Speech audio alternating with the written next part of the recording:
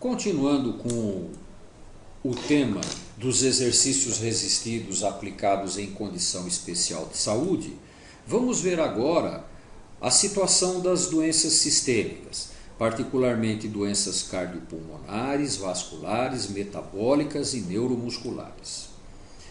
Como referência, o livro de Ciclo e Kramer, de 2013, Treinamento Resistido para a Prevenção e Tratamento de Doenças Crônicas, com muitas referências bibliográficas. O livro na mesma linha de Graves e Franklin, Treinamento Resistido para a Saúde e Reabilitação. O meu livro, que aborda estas questões com referências bibliográficas. E este livro de 2001, que é um livro de reabilitação cardíaca, já traduzido para o português, e como curiosidade, o maior capítulo é treinamento com pesos. Lembrando que o site Treinamento Resistido é um site acadêmico e que muitos dos trabalhos, ou todos os trabalhos referidos aqui, estão lá citados, estão comentados em português, além de termos também o original em inglês, porque é disponibilizado pelos autores, de forma que é um caminho fácil para consulta e atualização. Este é um dos trabalhos que está disponível no site Treinamento Resistido, que é Treinamento Resistido, Exercício Resistido em pessoas com e sem doença cardiovascular, em pessoas com doença cardiovascular, benefícios potencialmente relacionados com a saúde do exercício ou treinamento resistido. Utilizar exercício resistido em situação de doença sistêmica também tem como fundamentação a eficiência e a segurança. Eficiência no sentido de promover as adaptações desejadas e a segurança tanto musculoesquelética quanto cardiovascular. Lembrando da eficiência, chamamos atenção para a funcionalidade, os efeitos tróficos, o controle inflamatório, a modulação imunológica e a analgesia. No aspecto funcionalidade, vamos lembrar que a força é muito importante em associação com outras qualidades de aptidão e particularmente nas doenças cardiológicas e pulmonares, a força tem um benefício fundamental, é diminuir a intensidade dos esforços na vida diária. Já vimos isso anteriormente com detalhes. O aumento da força permite que as pessoas façam atividades com menor número de fibras e, portanto, desencadeiem menores reflexos para aumento de frequência cardíaca e pressão arterial. Isto é fundamental, é muito importante na reabilitação cardíaca e pulmonar. Músculos fortes protegem coração e pulmão, no sentido de que solicitam menos a atividade dos órgãos centrais. Como efeitos tróficos no sistema cardiovascular, vamos lembrar a profilaxia da aterosclerose, quer dizer, como efeito trófico vamos entender a promoção da integridade dos tecidos, evitar a degeneração vascular, cujo modelo é a aterosclerose. Isso se consegue pelo controle das doenças que evoluem para a aterosclerose e que dependem do controle do processo inflamatório muscular, como já vimos. Esse controle inflamatório do processo inflamatório basal, que caracteriza os sedentários, ocorre pela produção de miocinas, que são substâncias, são interleucinas anti-inflamatórias produzidas pelo músculo esquelético em contração, em atividade. A modulação imunológica, também já comentada anteriormente, que é devida a efeitos da inflamação fisiológica dos músculos, atuando no sistema imunológico no sentido de modular a sua atividade. Como outros efeitos gerais, mas de importância para muitas doenças sistêmicas, vamos comentar os grandes benefícios do treinamento resistido como estímulo para a melhora da composição corporal. Aumento de massa óssea, aumento de massa muscular, redução do tecido adiposo. Todos esses efeitos podem ter importantes repercussões na saúde e no controle de doenças sistêmicas. O perfil hormonal, que tende a melhorar, passando a ser mais anabólico, e o aumento do metabolismo basal. A segurança nos exercícios resistidos já vimos que é grande pelo controle das sobrecargas. No caso, já vimos as musculoesqueléticas, mas vamos lembrar que a sobrecarga cardiovascular também é adequadamente controlada nos exercícios resistidos. A sobrecarga de volume, que é o aumento da frequência cardíaca, e a sobrecarga de pressão, que é o aumento da pressão arterial. Estas sobrecargas estão sob controle no treinamento resistido adequadamente conduzido. O treinamento resistido, para ser considerado suave do ponto de vista cardiovascular, precisa destas características. A primeira delas, o esforço submáximo, que significa não fazer os exercícios até a falência total dos músculos. Interromper a série algumas repetições antes, 3, 4, para que o grau de esforço seja submáximo e suave, escala de Borg 15. Repetições, já vimos isso, é apenas uma recordação. Repetições entre 8 e 12, porque repetições mais baixas significam mais peso e, consequentemente, maiores valores de pressão arterial, e repetições mais altas com menos peso significa maiores valores de frequência cardíaca, portanto aumentando sobrecargas. Os intervalos entre 1 e 2 minutos são adequados para que a pessoa recupere a frequência cardíaca das condições quase basais.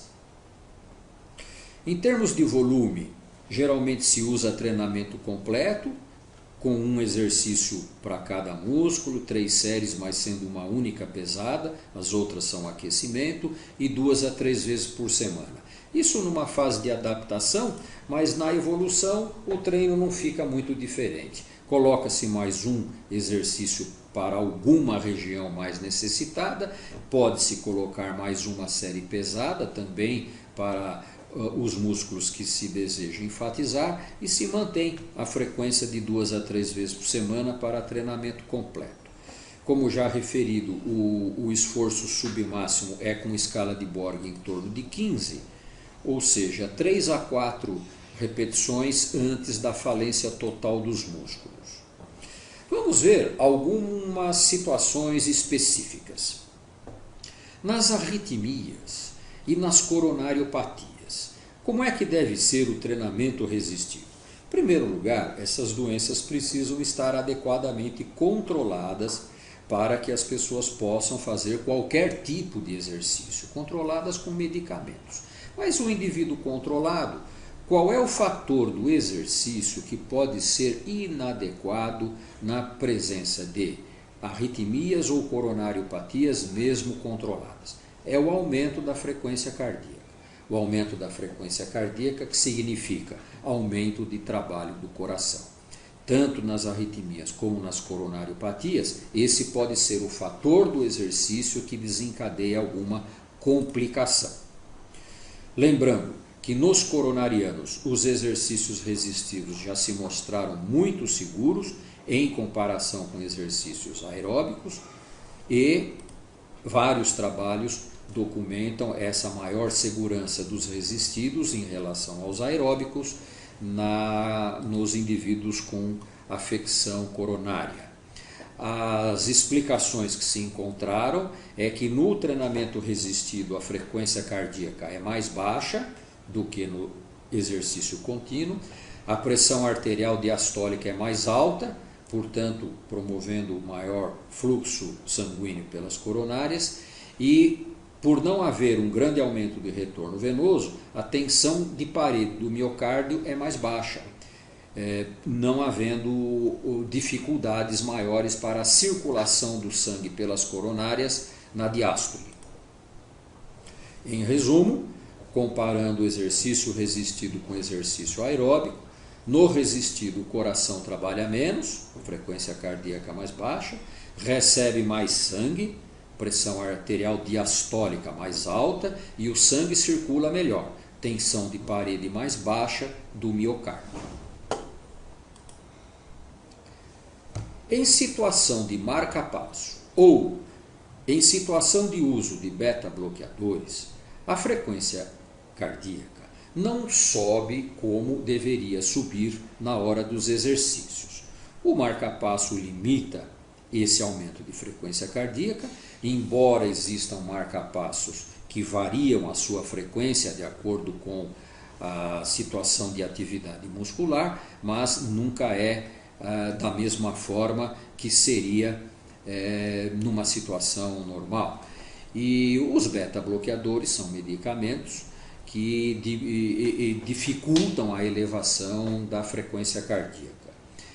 Qual o risco em exercício nestas situações? Na realidade não há riscos, há segurança. Tanto o marca-passo quanto os beta-bloqueadores, dificultando a elevação da frequência cardíaca, estão promovendo proteção do miocárdio. O fator perigoso do exercício é o aumento da frequência cardíaca.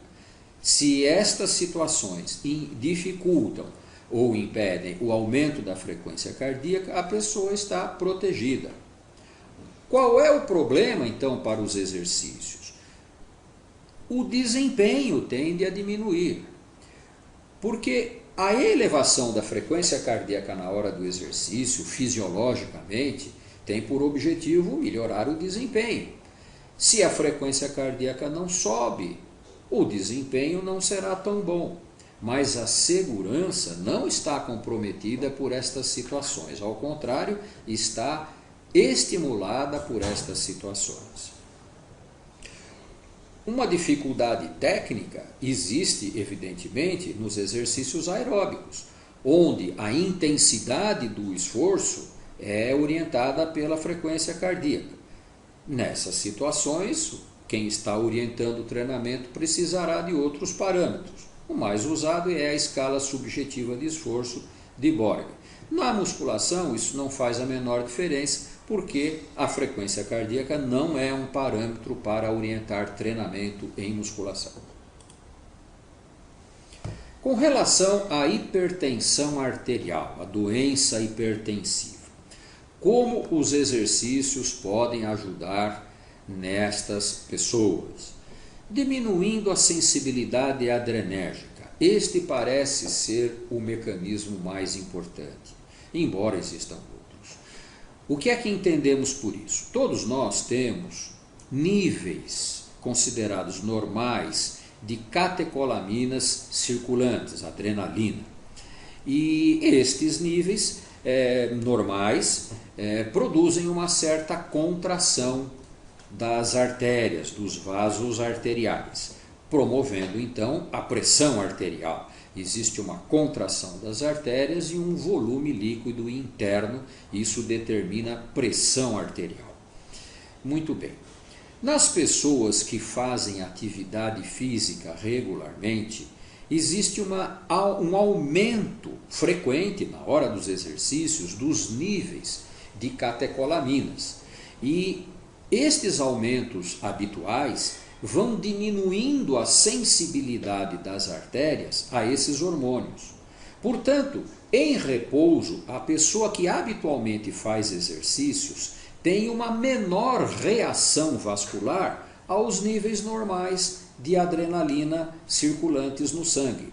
Quando a pessoa é sedentária, estes níveis promovem uma maior constrição vascular do que nas pessoas habitualmente exercitadas.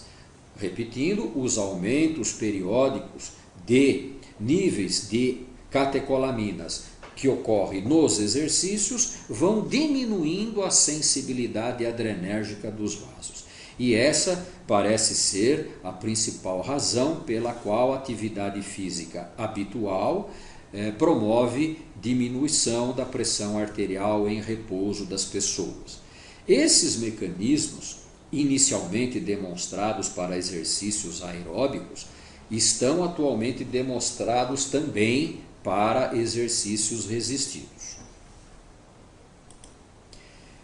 Este é um trabalho interessante, mostrando que exercício, uma meta-análise, quer dizer, é uma revisão de outros trabalhos do ano 2000, mostrando que exercício resistido também é útil para diminuir pressão arterial de repouso. Este é praticamente uma continuação daquele trabalho, já de 2005, e mostrando a mesma coisa. Em 2003, um posicionamento deste Comitê Norte-Americano para Estudo, Controle e Detecção da Pressão Arterial recomenda textualmente que a pessoa faça atividade física, sem entrar em detalhes se deve ser aeróbica ou resistida, simplesmente atividade física. E as duas referências citadas após esta afirmação são uma revisão mostrando que é aeróbico a baixa pressão e uma revisão mostrando que resistido a baixa pressão. Ou seja, pelo menos para esta associação de profissionais, a questão de fazer aeróbico ou resistido é de menor importância. Eles reconhecem como muito importante o fato das pessoas fazerem atividade física e entre outras medidas para o controle da pressão arterial. Essa questão de saber qual é o exercício que é melhor para o controle da pressão arterial, se é que algum deles é melhor, é uma questão muito mais acadêmica do que prática. Não importa se a pessoa vai fazer um exercício um pouco mais eficiente ou menos eficiente. O que importa é que ela faça exercício com prazer, com regularidade, e isso é que vai contribuir para o controle da sua doença. Neste trabalho já citado, por conta dos seus objetivos, não é? O controle, o efeito, né, da aptidão física, da força muscular na morte por todas as causas em homens hipertensos, na introdução os autores colocam uma situação que deve refletir, que reflete, mas deve fazer a todos pensar, que reflete a situação atual do conhecimento. O treinamento resistido já foi contraindicado para hipertensos, passou a ser tolerado e tende a ser indicado. Importante, qualquer exercício ajuda hipertensos, mas as pessoas não podem estar hipertensas na hora do exercício. A pressão precisa estar controlada com medicamentos para que a pessoa possa fazer os seus exercícios. E, estando a pressão controlada, não há nenhuma adaptação específica do treinamento resistido em função do indivíduo ser um hipertenso controlado. Porque se for descontrolado, não deve fazer exercícios, nem resistido, nem aeróbico.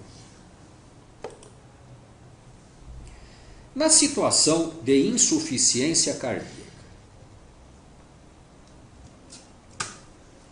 por razões patológicas, o coração tem dificuldade para manter o sangue circulante da maneira mais adequada. Então, o principal sintoma é dispneia, falta de ar. Muita gente com insuficiência cardíaca, mesmo controlada com remédios, tem dificuldade para exercícios até suaves, como por exemplo caminhar. Caminhando tem dispneia, tem falta de ar. No entanto, essas pessoas precisam fortalecer os músculos para que o coração trabalhe menos. O coração está doente. Quando há solicitação, não há como atender a essa solicitação por parte do coração doente. Então, o objetivo de uma boa reabilitação é proteger o coração, proteger o órgão central. Isso se obtém fortalecendo os músculos. Um aspecto importantíssimo: pessoas que têm falta de ar caminhando, frequentemente não têm falta de ar fazendo exercício resistido. as demandas metabólicas são menores, os grupos musculares são menores, trabalhados isoladamente, com baixas repetições para não haver solicitação metabólica. Então, dessa forma, as pessoas conseguem fortalecer os músculos de uma forma confortável e melhorar a sua qualidade de vida nas atividades da vida diária. Voltando a comentar, repetições baixas, 2, 3, 4 repetições, podem ser uma necessidade para essas pessoas que têm falta de ar caminhando. Se nós quisermos fazer 8, 10 repetições, a pessoa vai ter falta de ar em treinamento resistido. Com repetições baixas, as pessoas não têm esse desconforto e conseguem fortalecer os músculos, melhorando toda a situação.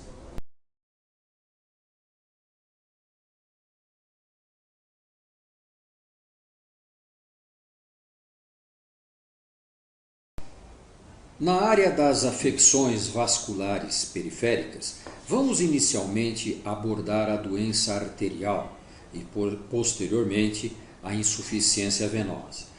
Na doença arterial periférica, também por conta da aterosclerose, começa a haver oclusão do fluxo sanguíneo nas artérias periféricas. Isto faz com que ocorra dificuldade para aporte de sangue e oxigênio aos músculos em exercícios. Pessoas com deficiência na circulação arterial dos membros inferiores caminham anaerobiamente, porque os músculos não recebem oxigênio, não recebem sangue. Então, caminhar é uma atividade anaeróbia, assim como musculação, para eles também é uma atividade anaeróbia. Existem trabalhos mostrando que tanto exercícios resistidos como caminhadas, que para essas pessoas é anaeróbia, podem melhorar a qualidade de vida. Não tanto por melhorar a circulação, mas por permitir que os músculos melhorem a sua capacidade de trabalho, apesar das atividades intensas. Então é um aprimoramento funcional do músculo, metabólico, e que se traduz numa melhor qualidade de vida, porque essas pessoas passam a caminhar distâncias maiores, embora continuem com as suas doenças obstrutivas. No caso da insuficiência venosa, que são as varizes, os exercícios podem ser bastante úteis para melhorar o desconforto da sensação de peso. Lembrando que na insuficiência venosa existem doenças genéticas que promovem uma deterioração das paredes vasculares e que também dificulta a circulação do sangue. Exercício não produz varize, exercício melhora a circulação. Embora a circulação periférica de quem faz exercícios tenda a ser visualmente mais exuberante, o que pode provocar confusão com doença vascular, mas não há estímulo para doenças. No caso da doença pulmonar obstrutiva crônica, que é um nome que envolve tanto a asma, quanto a bronquite, quanto o enfisema, o que ocorre como quadro clínico é a insuficiência respiratória. É o indivíduo ter também falta de ar aos esforços, só que não mais de origem cardíaca, de origem pulmonar. Isto limita muito as atividades físicas, até a vida diária pode apresentar limitações por conta dessa situação, e a finalidade do exercício não é fortalecer o pulmão, melhorar a condição do pulmão, captar oxigênio. Infelizmente isso não é possível. O que é objetivo do exercício é melhorar a capacidade funcional da pessoa, atuando nos músculos esqueléticos, melhorando a capacidade das pessoas realizarem atividade física e solicitarem menos o trabalho do pulmão.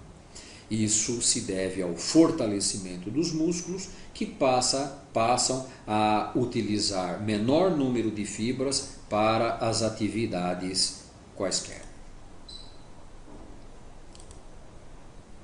E mais uma vez, repetições baixas podem ser necessárias, porque uma pessoa que tem falta de ar caminhando provavelmente não vai conseguir fazer 8, 10 ou 12 repetições confortavelmente num exercício resistido. Essa pessoa vai precisar fazer repetições baixas, 2, 3, 4 repetições, para poder fazer confortavelmente, para poder aumentar carga com esforço, para poder aumentar peso e consequentemente a força, e aí sim começa a ter benefícios na sua qualidade de vida, porque a força leva a uma diminuição da intensidade dos esforços. Comentando um pouco sobre diabetes.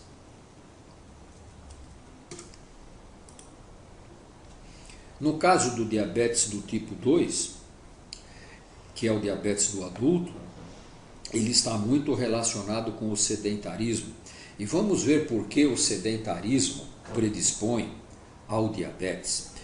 No sedentarismo existe uma maior resistência à insulina por parte das membranas celulares. A insulina tem dificuldade para fazer a glicose entrar. Por isso, normalmente os indivíduos sedentários têm maiores níveis, mais altos níveis de insulina circulante.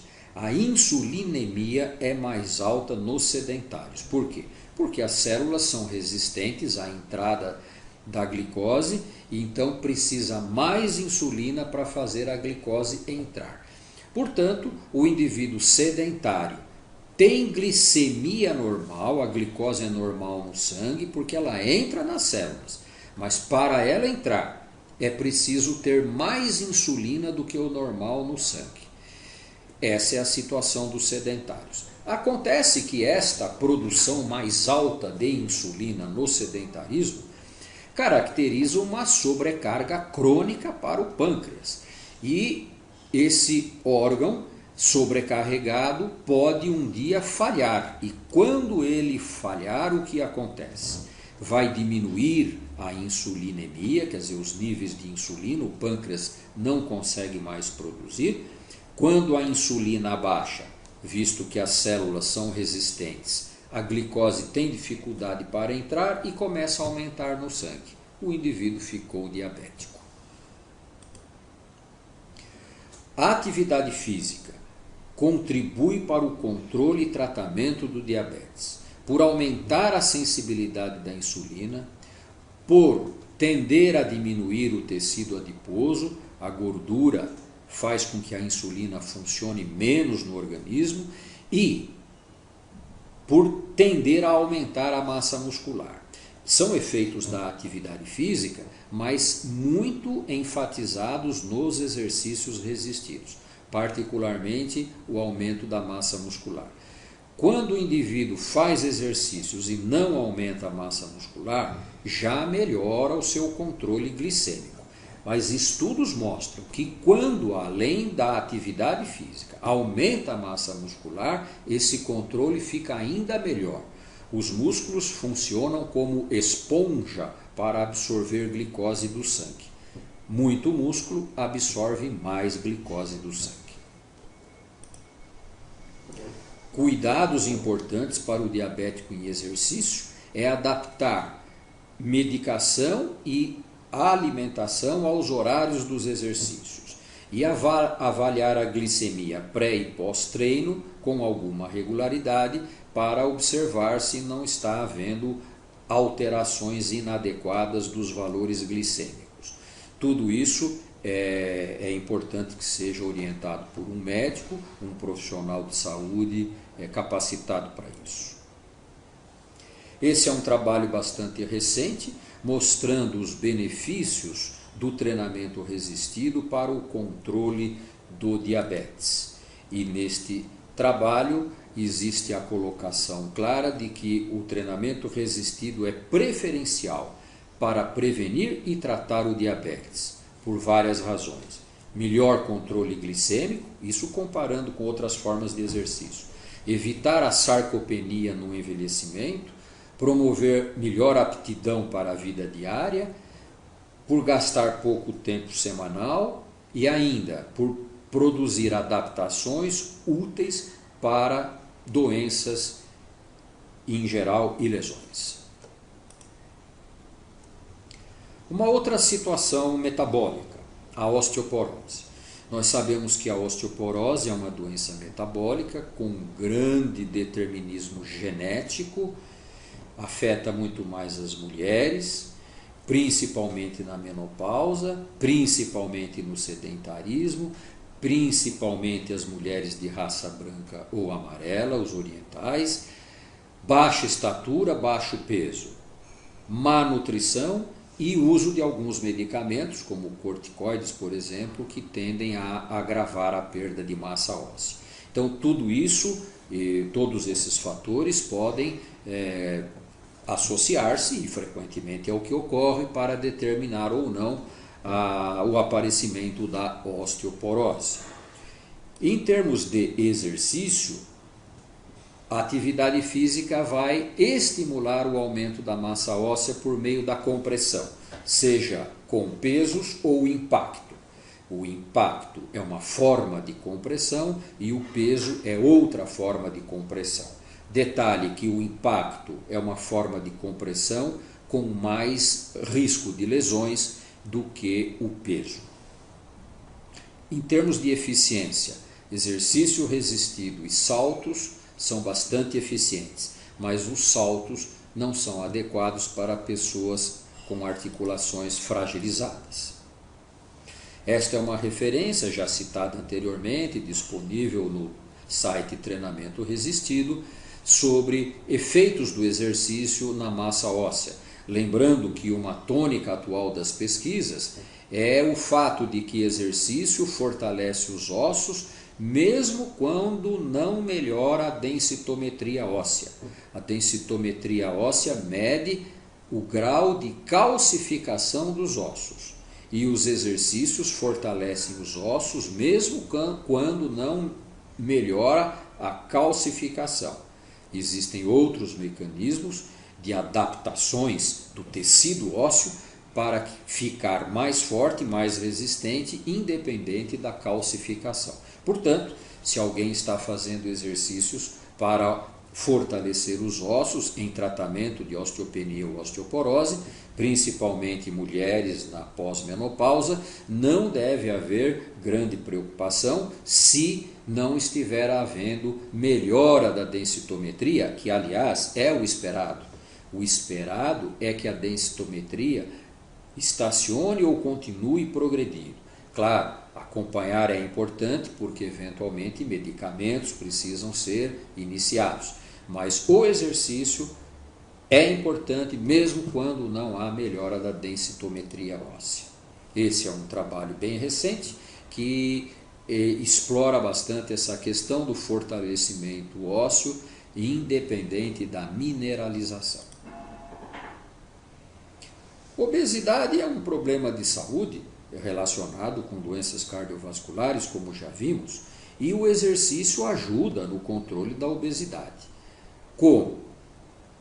Estimulando o balanço calórico negativo. Qualquer exercício gasta calorias e se a pessoa aumentar a massa muscular, gasta mais, porque aumenta a taxa metabólica basal. Então esse é um grande benefício do exercício resistido para quem pretende controlar o peso corporal. Além de gastar calorias, no exercício a pessoa passa a gastar mais calorias parado, ou seja, aumentando a taxa metabólica basal, porque aumentou a massa muscular. Este é um trabalho recente, é um posicionamento do Colégio Americano de Medicina do Esporte sobre exercício e atividade física para adultos idosos. E textualmente nós encontramos esta afirmação: exercícios resistidos reduzem a gordura corporal nos mesmos níveis dos exercícios aeróbios. Evidência categoria B, que é um grau de evidência bastante confiável. Gravidez é uma outra situação que requer cuidados nos exercícios. Os exercícios são importantes, principalmente os de força muscular, para diminuir dores durante a gravidez. Por que ocorrem dores? Porque existe uma embebição gravídica dos ligamentos que ficam frouxos, existe um deslocamento do centro de gravidade em função do útero crescido, e tudo isso força a coluna, força outras articulações e uma tendência para dores. O fortalecimento muscular é importante para estabilizar e proteger as articulações, aliviando dores. Além do que, vai facilitar o trabalho de parto, a musculatura forte. Cuidados. Deve-se evitar a posição supina, quer dizer, deitado de costas, pelo menos quando o abdômen estiver avantajado. Isso é uma coisa redundante, porque é instintivo, as mulheres grávidas não conseguem deitar de costas confortavelmente. Evidentemente, deve-se evitar grandes impactos pelas fragilidades articulares, pesos elevados nos exercícios resistidos, enfim, evitar grandes sobrecargas articulares, não é? Trauma abdominal, por razões óbvias, devem ser evitados, compressão abdominal e situações de hipoglicemia e acidose. Quer dizer, a alimentação das mulheres grávidas deve ser muito bem orientada para que ela não passe por períodos de hipoglicemia, que pode ser agravada em exercício e com consequências inadequadas para a mãe e para o feto. E isto também tem a ver com acidose, porque a acidose é uma situação inadequada para o feto. Exercícios físicos podem promover acidose, principalmente aqueles que utilizam a glicólise anaeróbica. No caso da musculação, repetições altas são mais propensas a produzir acidose. Portanto, para evitar aumentos inadequados da acidose, os exercícios resistidos não devem utilizar repetições altas. No caso de doenças neurológicas e musculares, todas elas produzem fraqueza e incoordenação. Nós vamos ver alguns detalhes. Existem doenças, umas muito diferentes das outras, mas todas produzem fraqueza muscular e incoordenação. Portanto, exercício resistido já está indicado pelo fortalecimento e pelo aprimoramento da coordenação, além dos outros benefícios terapêuticos já citados, e a abordagem técnica é a nossa conhecida: selecionar exercícios, adaptar e evoluir cargas e amplitudes. Especificando um pouco mais as diferentes doenças, nós podemos ter doenças que produzem uma síndrome flácida, que cursam com hipotonia muscular. Nessas doenças, os músculos reagem mal ao controle do sistema nervoso. Se o músculo está muito hipotônico, não vai sequer reagir a exercícios. Como exemplo dessas doenças, nós temos a poliomielite, a esclerose lateral amiotrófica, siringomielia, neuropatias periféricas e miastenia graves. Então, são doenças que cursam principalmente com síndrome flácida, onde o controle dos músculos pode estar prejudicado. Nestas situações, é importante tentar ativar os músculos afetados, mas também exercitar os músculos não afetados, que vão poder, se tudo correr bem, compensar a fraqueza dos músculos afetados e melhorar a funcionalidade. Este é um trabalho relativamente recente, mostrando os benefícios do treinamento resistido em pacientes com síndrome pós-pólio, que é o recrudescimento de sintomas da poliomielite da infância em fase adulta. E Vamos falar da síndrome espástica. Na síndrome espástica ocorre a hipertonia. Então, existe espasticidade ou rigidez, conforme a doença, mas são formas de hipertonia. Na hipertonia, a gente vai ocorrer a hipertonia em várias situações clínicas. Lesões isquêmicas são algumas delas, né? O acidente vascular encefálico, doença de Parkinson, tumores do sistema nervoso, esclerose múltipla e paralisia cerebral. São exemplos de doenças que cursam com principalmente síndrome espástica. Na hipertonia, embora possa não parecer, os músculos são fracos. Existe fraqueza muscular.